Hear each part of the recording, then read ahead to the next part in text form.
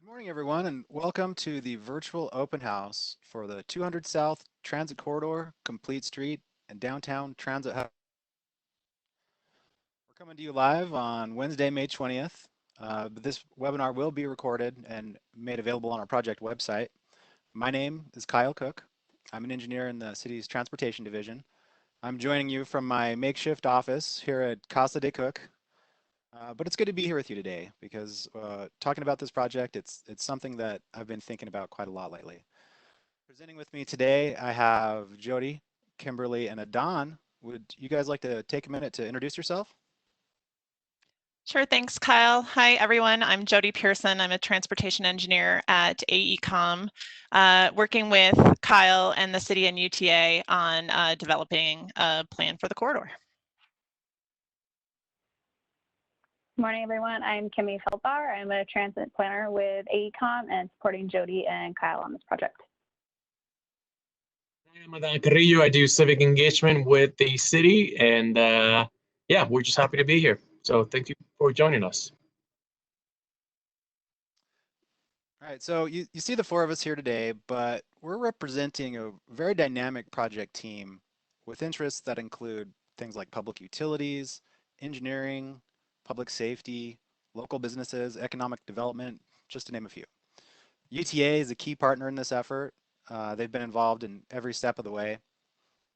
We also have a long and growing list of stakeholders like the University of Utah, Utah Department of Transportation, Salt Lake County, the Downtown Alliance, and so on. So this open house format, being online, it's something that's a little bit new to us, or to me at least. Bringing people together is a key aspect of the way we conduct civic engagement here in Salt Lake City. So when we had initially started thinking about how we were going to roll this project out, we had a lot of different ideas about how to get the word out. And obviously, due to the COVID-19 situation and the social distancing guidelines, we had to rethink things. And so we're relying pretty heavily right now on online tools in lieu of the in-person engagement. Despite those challenges, we're pressing forward with the understanding that we just need to adapt to the situation. So as far as what you can expect today, the format will be similar to a webinar. We're going to present information initially, and then we'll switch to a Q&A.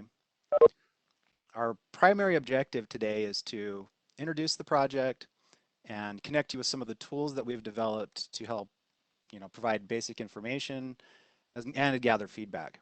So our team will be monitoring the chat window there on the Facebook feed, looking for Q&A topics that we can address after the initial presentation. So we do have a limited amount of time, so if there's comments or questions that we weren't able to get to during this live event, just please keep an eye on the project website where we'll post additional information and provide some of those responses to the frequently asked questions.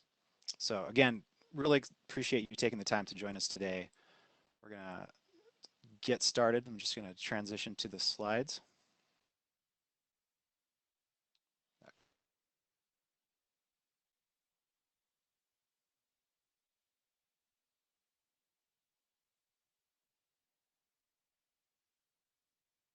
Okay, so you should be seeing my slide deck now.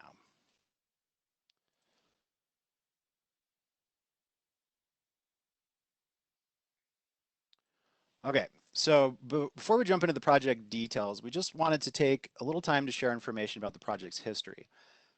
This is not the first time that we've studied 200 South, and in fact, the current project is building on a foundation of work that's already been done by Salt Lake City and UTA through the city's Transit Master Plan and has connections to the 2018 Funding Our Future bond.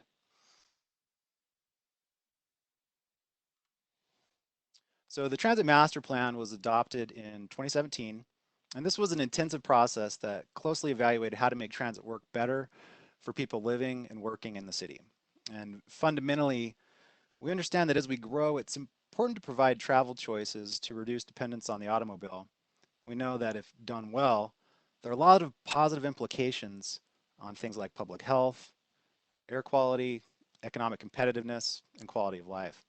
So I can tell you there are a lot of subtle variables that go into it when it comes to thinking about how to provide useful transit service. And it's not just about connecting destinations, but thinking through how late the system runs, how often the transit vehicles arrive, and subtle factors that allow people to trust the system and feel confident they can make spontaneous change of plans because things come up. So the Transit Master Plan recommended modifying the structure of the network to create what's called a frequent transit network. Those of us in the business call it the FTN, but suffice to say, the idea behind the frequent transit network is to create a grid of linear routes spaced about a half-mile apart that have service characteristics in terms of, they all have similar service characteristics in terms of frequency and span, how late they run into the night or when they start in the morning.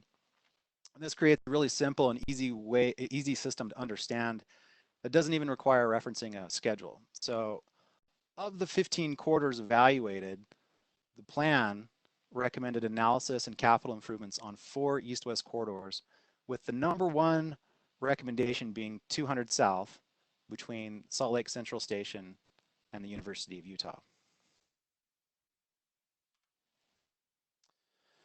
So better transit streets and improved street conditions were identified as 2 of the 4 critical needs through the city's Funding Our Future bond, in addition to housing and safety priorities.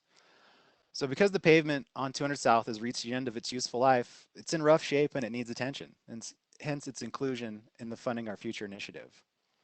So we're taking the first steps to fulfill this voter-approved mandate by rebuilding 200 South, implementing the Transit Master Plan, while also considering the adopted plans and policies resulting from years of public input and discussions like the Complete Streets Ordinance, Climate Action Plan, the Downtown Plan, and so forth. And just to put a fine point on it, there are multiple funding sources in addition to Funding Our Future, which include fourth quarter sales tax revenue, Salt Lake County's Transportation Choice Fund, and other state and federal resources that we continue to explore. So the history of the project is really important because it allows us to hit the ground running. We don't need to spend too much time determining our priorities for the project because we know that the project should align with the priorities of the bond and the master plans. So let's talk about the details. 2 years from now, the city is going to reconstruct 200 South between 400 West and 900 East. And obviously that doesn't cover the distance to the Salt Lake Central Station on 6 West or to the University of Utah.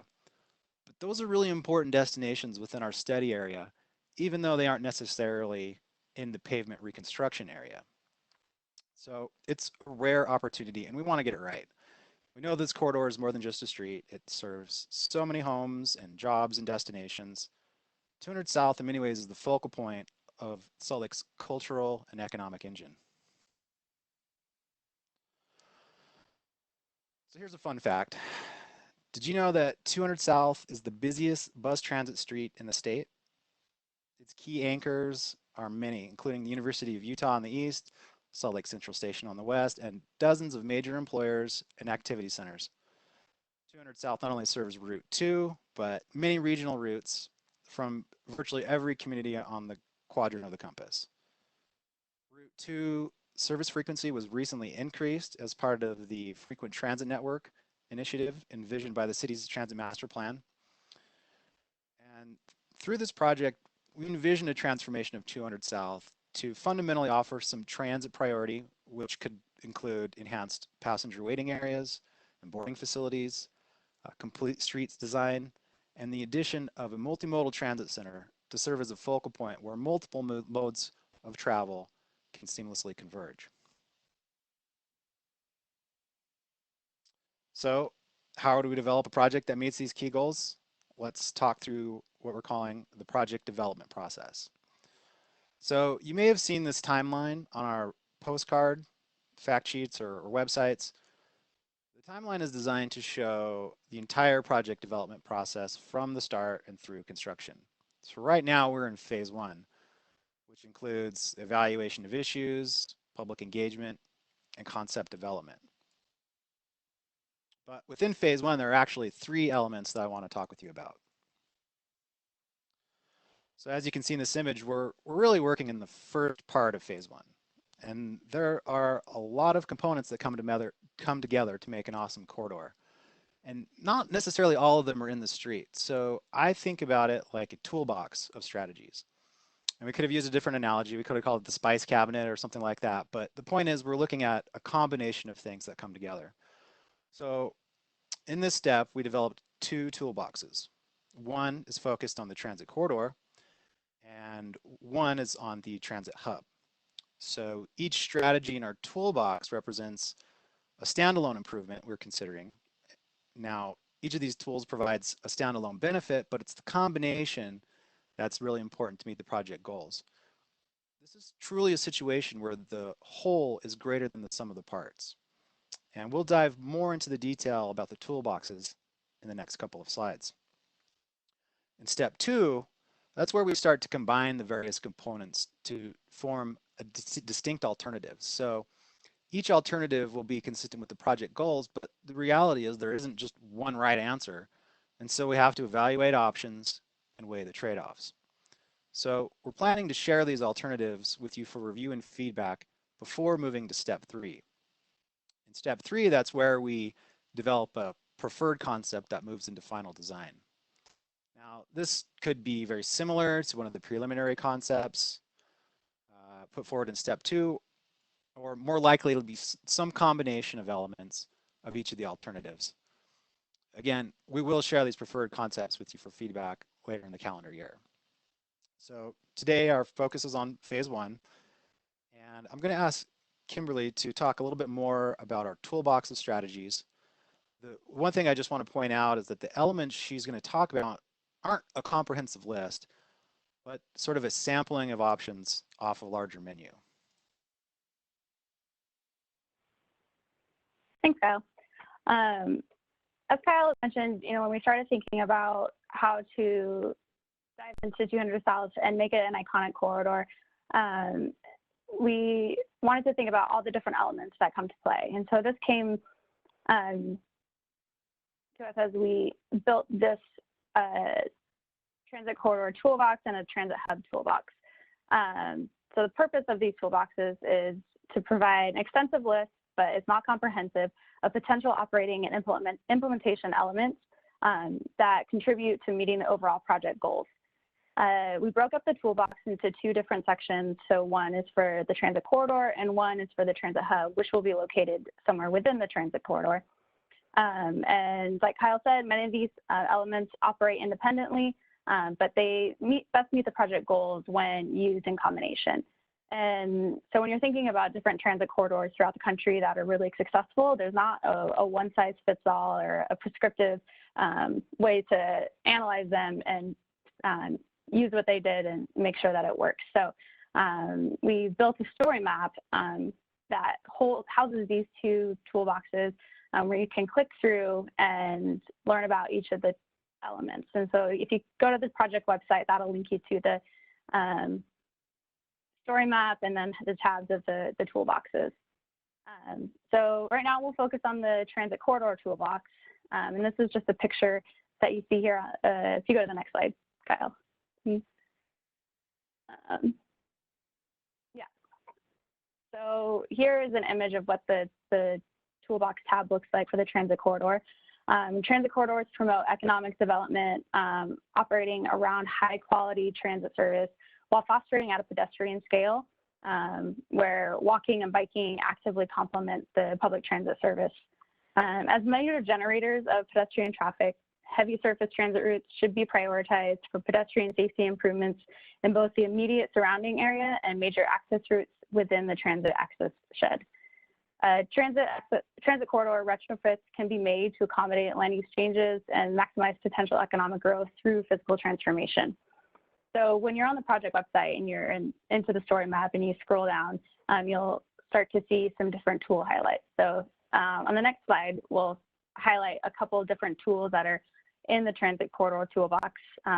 It would take more than the presentation allowed to go through everyone. So I thought we'd just highlight a couple to give you an idea of some of the different elements that we're looking at and implementing on 200 South. So this first one is a floating bus stop. A floating bus stop consists of a bus boarding area dedicated to waiting and boarding area for passengers. It's oftentimes separated from the sidewalk and there's a bike lane between the sidewalk and the floating bus lane so that it does not impede cyclists.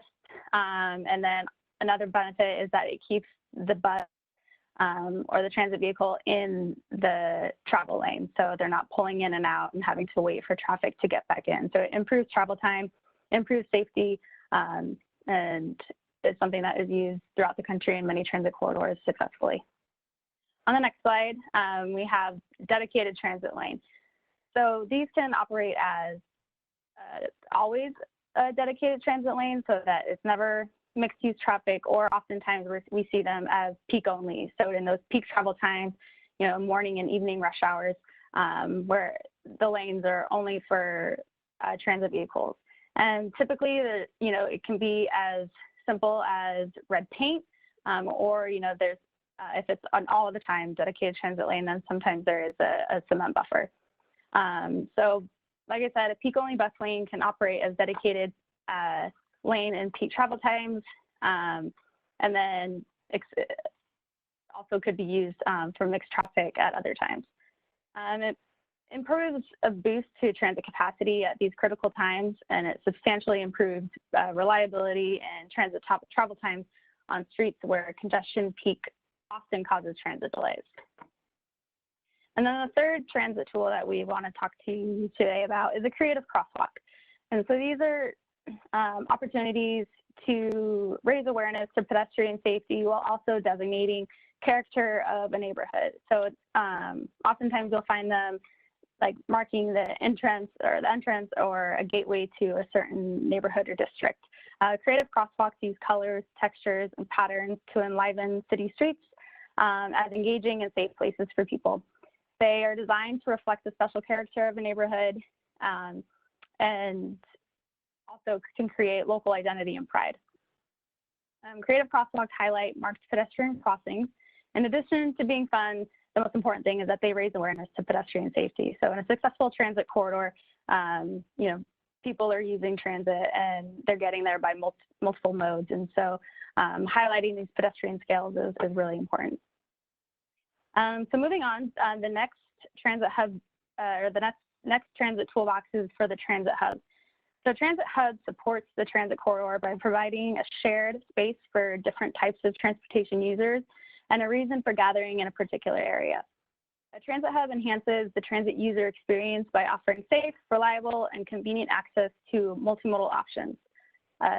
So economic development and placemaking tend to be natural occurrences of well-planned and implemented transit hubs, providing opportunities for restaurant and retail activity and just a driver of getting people there, and then and offering a place for people to use multiple different modes. So discussing all these tools, again, would take a significant amount of time, so I'm just going to go through a couple of the Transit Hub toolbox. The first one that I want to talk to is the multimodal accessibility. So one of the important things about having a successful transit hub is integrating multiple modes of transportation into the existing roadway. So including amenities for biking, scooting, walking, transit users, existing transit users, and then driving, and TNCs, or rideshare access. Multimodal accessibility opportunities can include universal design elements, which seek to make a transit hub more inclusive and usable for individuals of all ages and abilities. This can be translated during transit hub design through a variety of elements, such as additional benefits, benches for resting, visual and audible design elements, and spacing to accommodate wheelchair movement. All right, and the next one.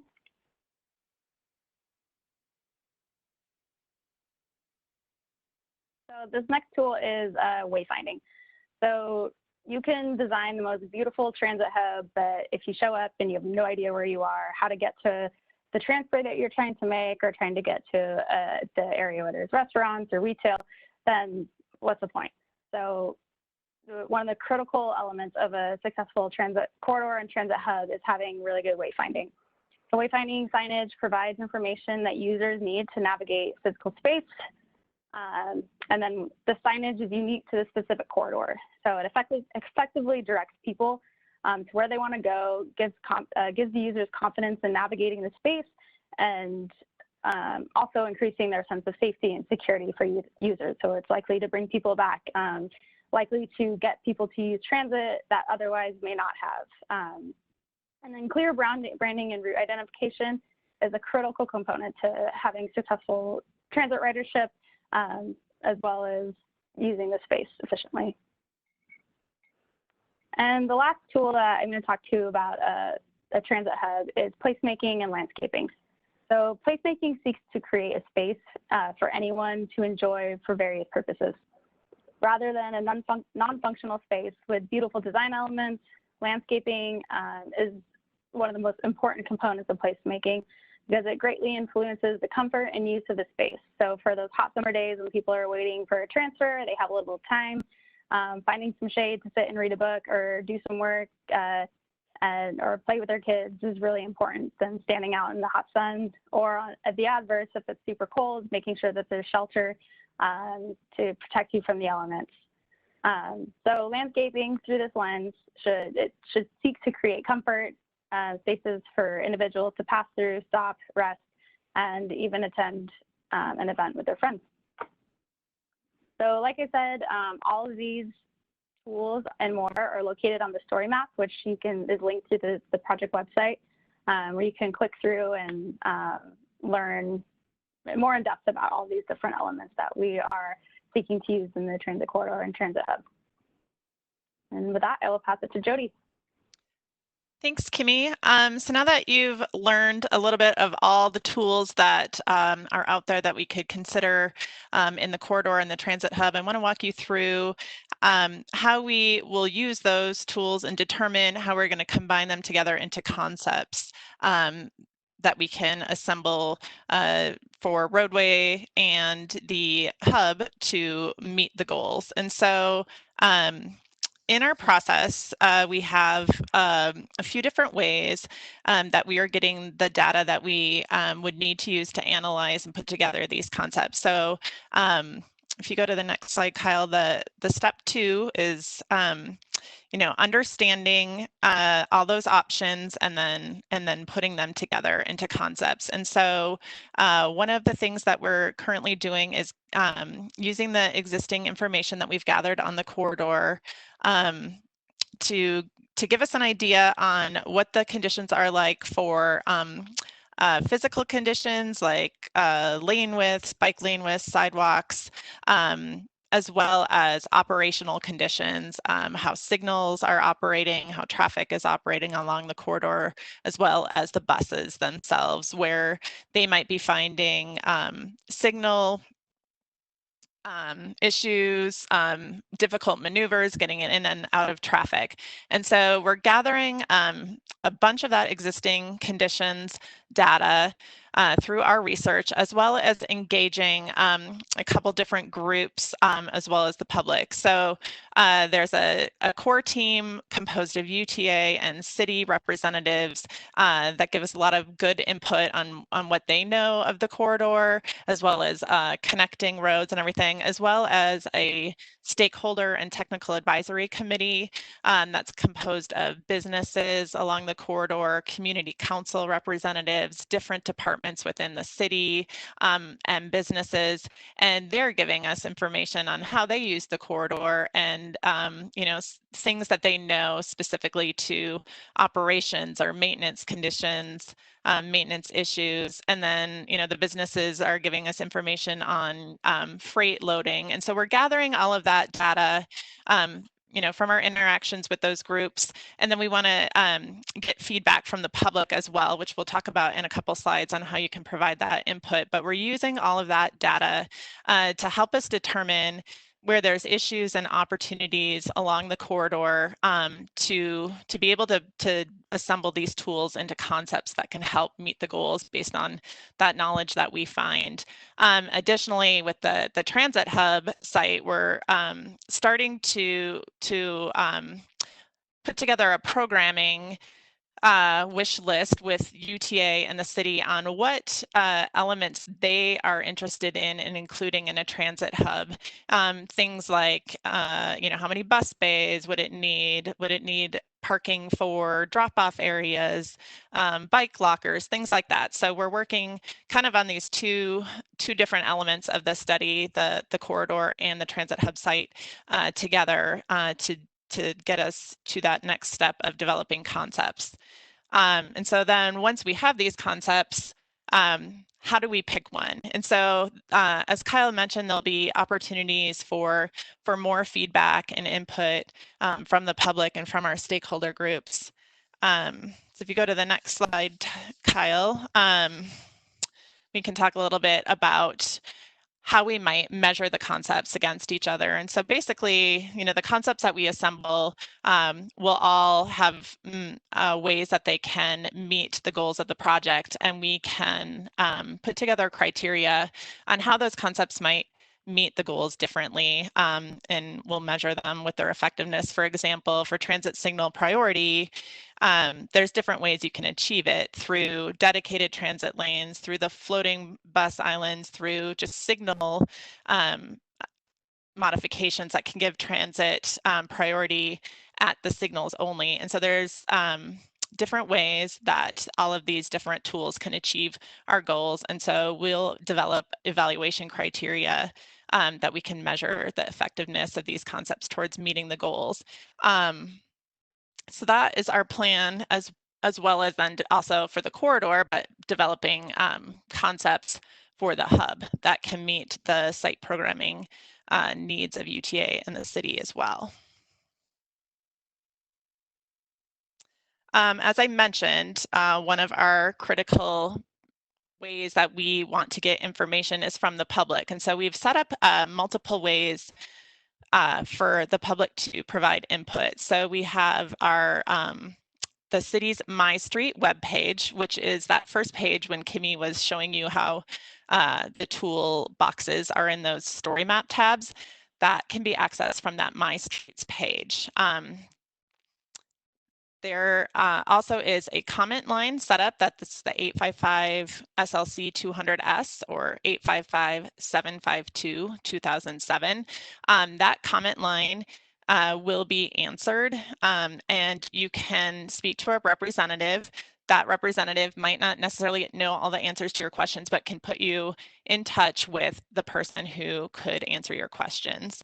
As well as we have established a project email, which is 200south@slcgov.com. That email, you can send an email if you want to be added to our comment or contact list, as well as ask questions and provide comments. And those comments will be documented in our comment log so that we can take those things that you're commenting about into consideration as we move forward into those concepts. So those are 3 different ways that you can get in touch with us. Back to the My Streets page, if you go to the next slide, there are links to 2 different input formats that we have for you. So there is this button that the green arrow, horizontal arrow is pointing to for a survey. And so we've set up a survey that's open.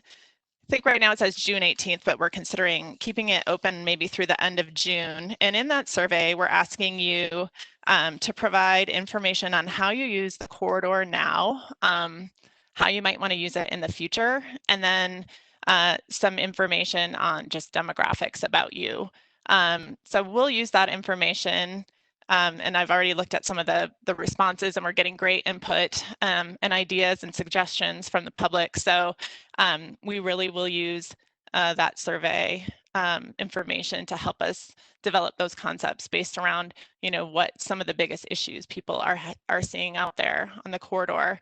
And we also have a comment map that is that tab next to the toolbox tabs on the story map. And in that comment map, you can place an icon in any area that you want and provide us a comment about your issue, concern, or opportunity that you see in that area.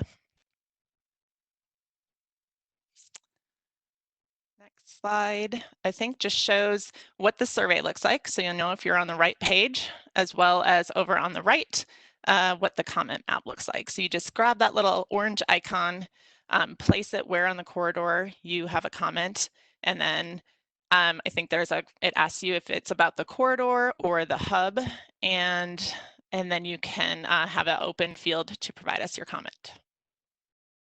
The survey will soon be available in Spanish as well. For our Spanish speakers, we'll make that accommodation for you so it's easier to get that input.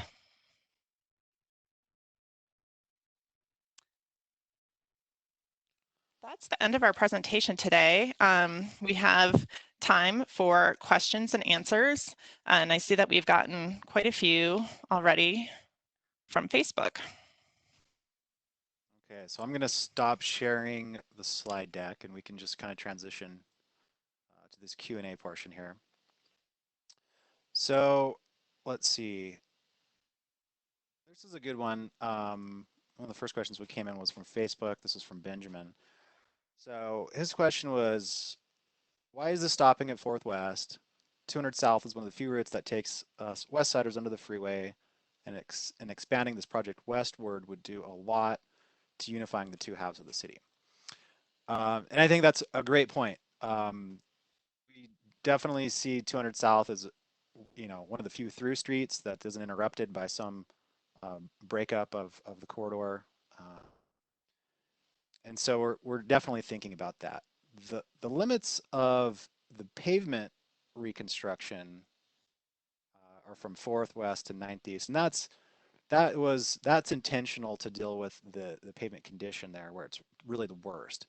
And so it's comments like this that help us also be thinking about, well, we have kind of a reconstruction area, but we also have sort of an area of influence, which is the reason that we're looking beyond the reconstruction limits to the University of Utah and to the Central Station. And so, this is important feedback for us to hear, because I can see clearly your point that going all the way to 9th West and providing that continuous connection makes a lot of sense.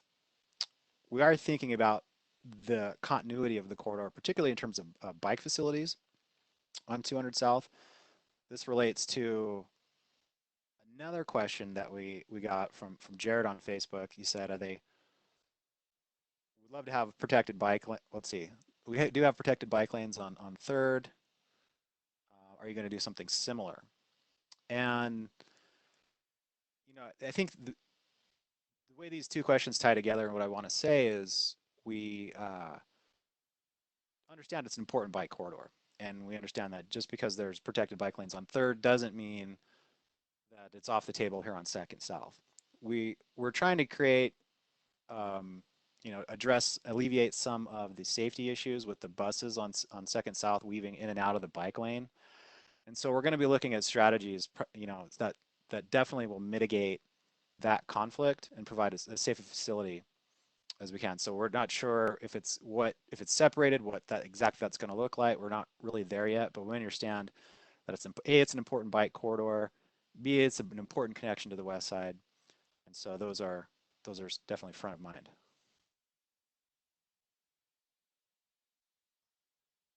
And I don't know if you guys have anything to add to that.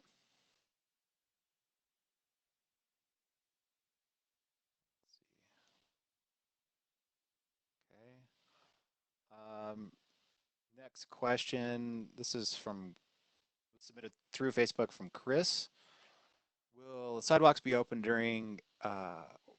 to access businesses along the project area during reconstruction?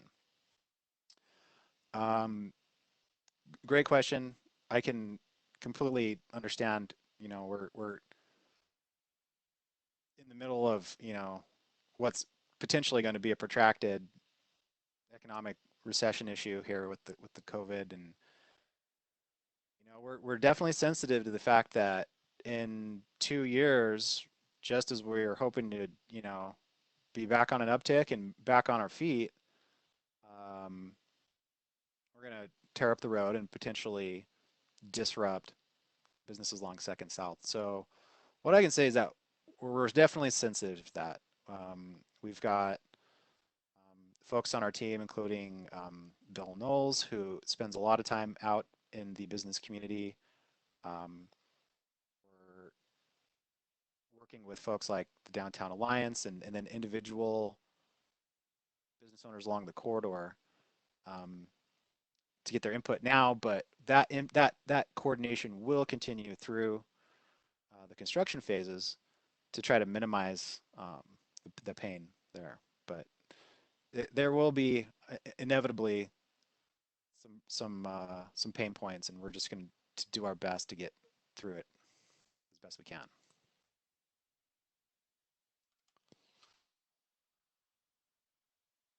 Let's see, we've got another question here. This is from Derek on Facebook. Let's see, let me read this real quick. We would also propose to lead interval for pedestrians at all crossings in the city. Recent changes due to the COVID have extended crossing times, but they're still too brief for someone physically fit. So this question is about a signal timing strategy that allows pedestrians to get the green walking light before vehicles. And so they're able to, it gets them off the curb into the crosswalk before vehicles start moving, and it helps improve visibility and safety of the pedestrians. I absolutely think that's a worthwhile strategy to look into. I mean, that's sort of a operational decision made with signal timing.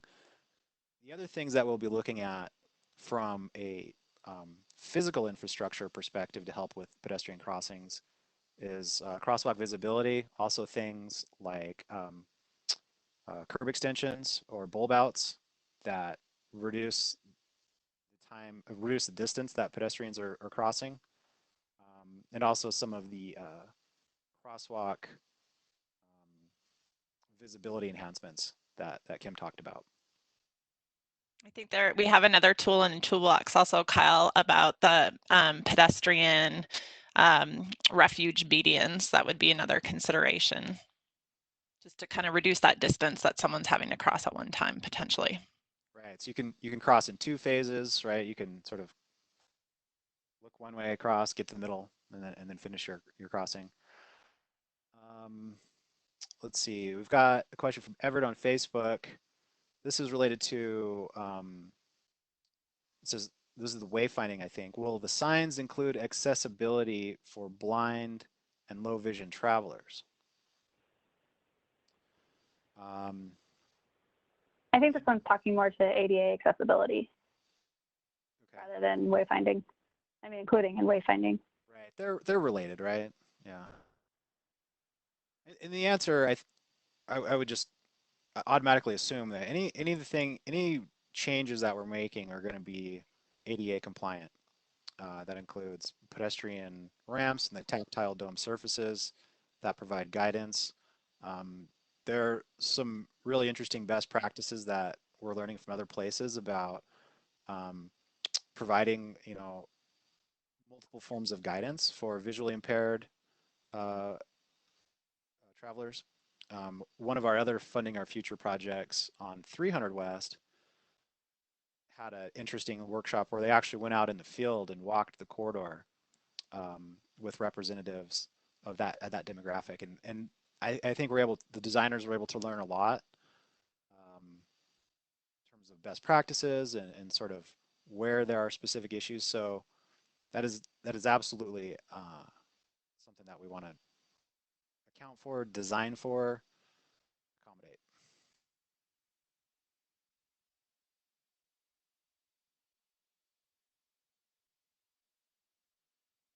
Let's see, I'm just scanning here.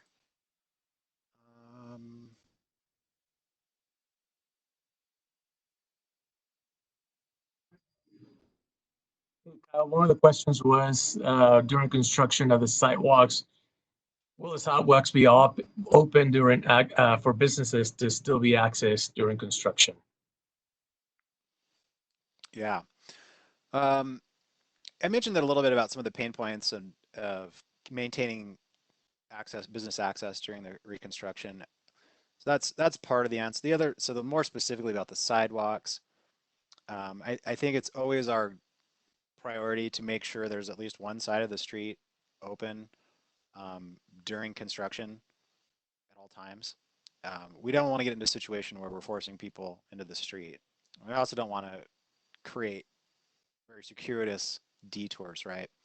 So what exactly the construction phasing is going to look like, and that's still a ways away. I mean, we're not really in the phase where we're making those kind of decisions, but I'm just based on what I've seen with other, reconstruction projects in the city. There's a lot going on right now. Well, we're really trying to avoid any situations where we need to just close sidewalks entirely. And but part of the issue that we're sensitive to is we're densifying an urban environment, and so there's just not a lot of room for construction staging, and so sometimes that has to happen either in a travel lane in the street in the right of way, and then in which case it occupies a sidewalk space too. So yeah, it's a construction logistics issue, but we'll definitely, as a city, I think our policy is always to do the best we can on that issue. Let's see, we've got a question here. So isn't the fourth south already a transit corridor, and why do we need another one for 200 south? Um, okay, I think that's a good question. I think I've heard that one, something like that before. I mean, the reality is that fourth tracks is on fourth south, right? And there's buses that run on there too. It's a really busy corridor. Having my experience in riding the tracks route, it draws a lot of ridership from throughout the whole county up to the U. A lot of students ride that. A lot of them, employees up at the university ride that. And so, in a lot of ways, while the rail is useful to city travelers, it's bringing in a lot of folks from the whole county and the region, and a lot of times it's at capacity. So, going back to the frequent transit network, what we're trying to do is identify corridors where we have consistent frequent bus service and spaced out. And Fourth South isn't a frequent transit network corridor. Corridors like 21st South, like 9th South, and 2nd South are these FTN corridors. And lots of really smart people have already had conversations about like why it makes sense to really invest high frequency transit on 2nd South. And part of it has to do with the anchors on either end. Part of it has to do with the fact that it passes through our core commercial district in a different way than Trax does. And so it provides, in some ways, a different type of service than the transit that's on Fourth South. And so, what we know is that when we're thinking about mobility choices, it's not a one size fits all kind of solution. And so we're trying to provide more than just one transit corridor, like for example, Fourth South.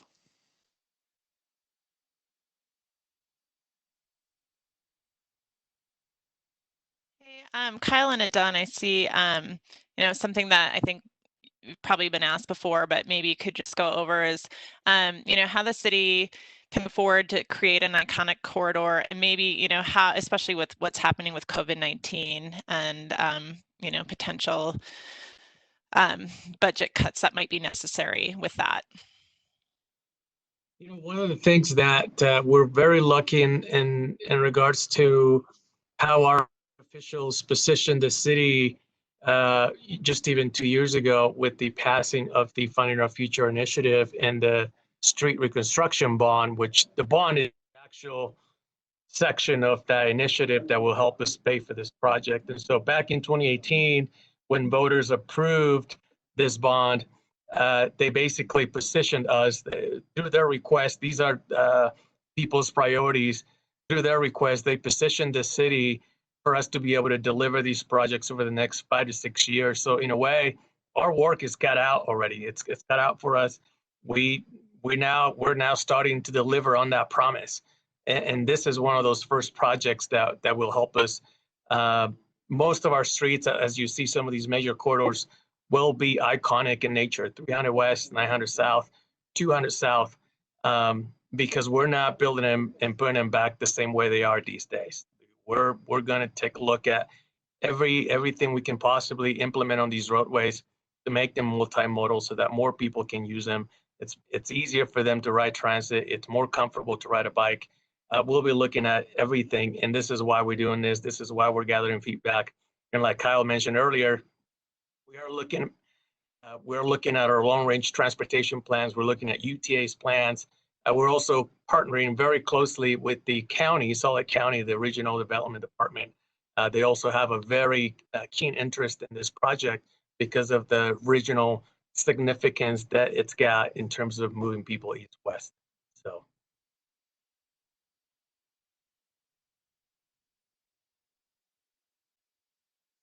Hey, Kyle, one of the questions that came in, what is our plan to preserve and protect the existing historic landscape and frontages of this of some of these properties that you see along 200 South? What measures are we taking to help preserve the historic look and feel of the corridor? Well, I would say I don't really see those as being significantly impacted. Um, the reconstruction limits are end at 9th East, and so that the landscaped median there, we don't really have any. I mean, I haven't heard any conversations about, oh, we need to modify that. So, right now I think we're operating under the impression that that stays as is. A lot of, I think, the things that we would focus on improving in that area. I mean, some of the bus stops have already been improved in recent years. There's a lot of nice bus stops along Second South, and so we would take a look at, are those adequate? Do they need any enhancements? Right now they don't have any bus arrival information, and there's probably some amenities for us to consider, but I don't see a lot of impacts through that section, or any really substantial changes. One thing that I will mention is the University of Utah is in the middle of a study looking at mobility hubs on their campus. And one of the locations that has sort of risen to the top as far as priority is a location it's on Second South between 13th East and University Avenue. So there's kind of a large section of pavement there right next to the Pie Pizza, and that's one area where on the eastern portion of the corridor where we might actually see some changes to have kind of a terminal location for regional routes, potentially for the Route 2. But suffice to say, these mobility hubs give us a lot of flexibility in terms of bus routing and service logistics and passenger amenities. So that's probably the more what I'd say is the most dramatic change on Second East of 9th East. I just want to make add a little bit to that. Question number 9 that came in on Facebook in terms of the historic landscape of the corridor. We'll certainly be working with our historic preservation board to ensure that what we're implementing goes in line with what they want to help us preserve within the city. It is very important for us to also keep that look and feel of the corridor. Lots of historic buildings, and just we certainly want to do what's best for the street, and we'll certainly be working with them very closely. For question number 10, how does this proposed 200 South Transit Corridor differ from the city's redesign plans for 100 South? So one thing to mention is that all of our street projects that we're now, these major streets that we're reconstructing, we're following our Complete Streets Ordinance. We're following our climate action plan for air quality, and one of the strategies in that plan is the implementation of active transportation within our projects. And so we're also following that. And we're following our transportation master plan, which is also, it's also going to be updated this year. And so we'll be working with that team to make sure that what we do for 100 South and 200 South goes in line with those plans. And so we are following our footprint, right? We have these plans, and all we need is you guys' feedback and comments to help us build the best possible projects within the resources that we've been given. But yes, that's a great question. We'll certainly, one of the questions that came in as well is for having potentially another set of protected bike lanes on 200 South, even though we already have some on 300 or on 300 South. You know, should we have protected bike lanes on 200 South? Well, that's something we'll consider as well.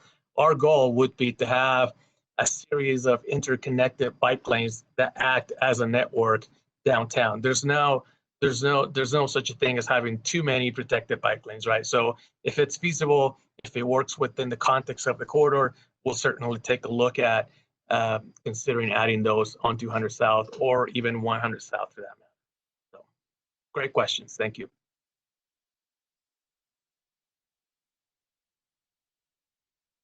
And I would just add to that, Adon, there are multiple ways of implementing protected bike lanes. So, if, you know, like you said, we'll look at any of those options.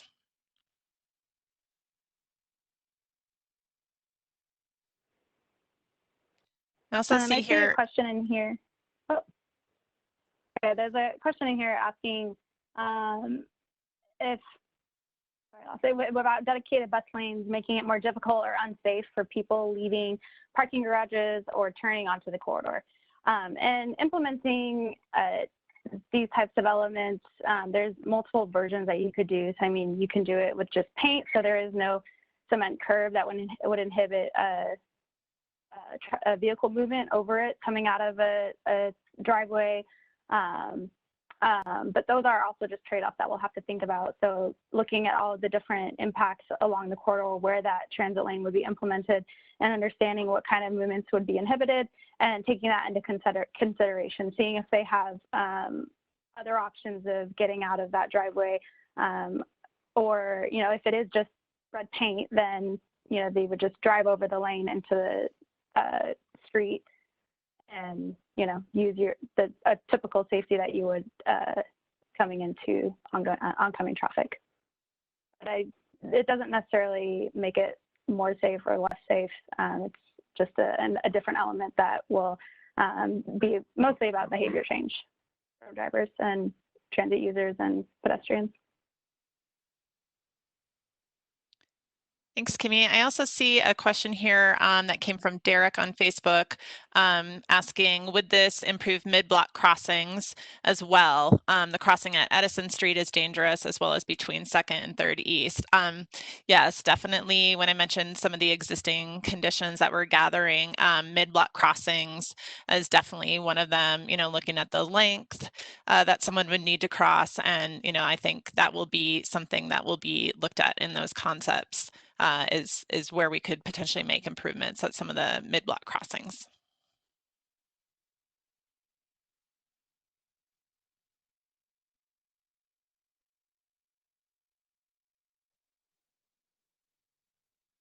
I was just answering a question on Facebook, a little bit of just the touch base on, we're not necessarily increasing the speed of these buses going east-west along the corridor. We're simply trying to prioritize you know, people traveling on buses so that these buses are not being at the same time reduce the amount of transfers that are currently required to, for example, reach the University of Utah. And so we're just trying to make it easier, more convenient for people to ride the bus versus them considering, you know, hopping on a car and driving where they need to go. So certainly it may seem like the bus is going faster, but they'll just continue to be going to you know, under the speed limit. They'll just be uninterrupted.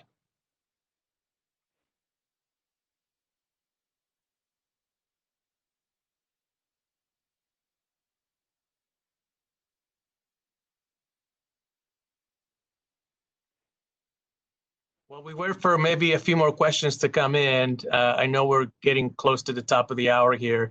Kyle, I wanted to just one more time, for some of those that might have missed it in the beginning, I talked a little bit about how UTA is obviously very interested in helping us out with this project, becoming a partner with us, but also county officials from the Department of Regional Development. Can you talk a little bit about why this project is such an important street for us in terms of regional mobility? Why does it have that such a major regional significance versus, say, 400 South, which already has tracks and acts as a connector for vehicles? Can you talk a little bit more about the regional significance that 200 South has here in the heart of our valley? Yeah, a couple of things in there. Salt Lake County Office of Regional Development's a big partner in this. They're providing a lot of the funding for this initial phase, this kind of study phase, what we've called basically phase one in our presentation here today. And I think that was an award with just by an acknowledgement that, yeah, having a high quality regional transit system makes sense for everybody. Going back to some of the things the Wasatch Front Regional Council has talked about in terms of quality growth and smart growth strategies. What's good transit in Salt Lake is good for everybody in the region. And it goes both ways, vice versa, right? So the transit master plan is kind of the framework for that. And Second South is the catalyst. So, we kind of know where we want to go, and this is one of the first steps in getting there.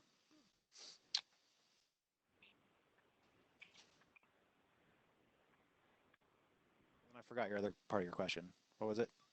Just the regional significance of the corridor 200 South, say, versus South Temple or versus 400 South, which are already, they're already carrying tracks and basically, I want to say 3 lanes in each direction. So why 200 South versus some of these other ones? Yeah, I think proximity to or connectivity to the University of Utah and the intermodal hubs are big ones. And the fact that, it's in the section we're looking at for reconstruction, it's a 5-lane suburban corridor. So there's few streets that have as much opportunity for good urban design and transformation as this one. Now, not everything about, not everything that makes we use the term iconic in here in a couple different places, and not everything about what makes a road special or iconic has to do with what's in the street. A lot of times it has to do with adjacent land uses, buildings, activity centers, and Second South it's got all of those. It's got it going on as far as destinations, and so I think that's one of the reasons why Second South really comes to the top of the list here. So just to wrap it up, we'll address question 14. How do comments and surveys assist with the process? So one more thing, just as a reminder, one of the things we're considering, and it plays a big role into what we do, is this outreach portion of the project and the comments the ideas that you'll share with us. But we're also taking a look at our long-range transportation plans. We're looking at UTA's transit plan. We're working with the county to see what their plans for the region are. We're following our air quality goals, which are adopted by our elected officials, the city council. They're some of the most aggressive air quality goals in the country right now. We'll have that document available on our website. We came up with those documents, those goals after survey after survey. One of the top 2 things that seems to be a huge priority for Salt Lake City residents is air quality. And so therefore we came up with this plan, and we're going to be following it on all the projects that we're now starting to do through this reconstruction bond for streets. And so feedback, it's one of the components of it. So if you take a look at it, it's more of a 5-legged stool, if you will. So your feedback is important. We'll follow our transportation plans, the air quality goals, we'll follow our complete streets ordinance, and we'll follow UTA's transit plan and the county's regional plans for this area. So there's in our technical analysis, which is what we're going to be taking a look at, you know, crash data, traffic numbers, different models going into the future in terms of what we expect for mobility needs will be in the area. So there's a lot to look at, but outreach, this feedback that we're getting from you guys, is crucial for us to make the decisions that will help us build the best possible project. So.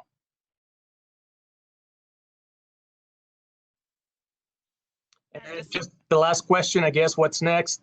You know, visit our project website. Our hotline is still available. I'm going to post them right here on the little box so that you guys know what it is. Well, that's the, let's see. Yeah, there you go. So the hotline is available 24/7. We have live people answering that hotline. If for whatever reason they don't answer it at the time, leave them your phone number and they will call you back within 24 hours. You can also email us at any time. We'll be happy to chat with you over the phone, or perhaps set up some kind of call like this so that we can maybe talk to you guys one-on-one as time allows. But we're very interested in gathering your comments. Now is the time to get involved. And I encourage you to share this information with everyone you know, because we definitely need your support and we need you to be involved now that we're doing this. In 2022, when construction starts, it'll be a little too late to try to provide feedback on things. So now we have about a year and a half to really nail this down because once that design is final, that's what we're going to announce for contractors to build. And so now is a good time it's the perfect time to get involved. So thank you. Kyle? Okay, well, I think that wraps us up. I appreciate our presenters today, and I appreciate everybody who took the time to come online and join us for this Q&A. We'll post this recording to our project website, and more content will be added to that over time. So thank you. Thanks, everyone. Thank you.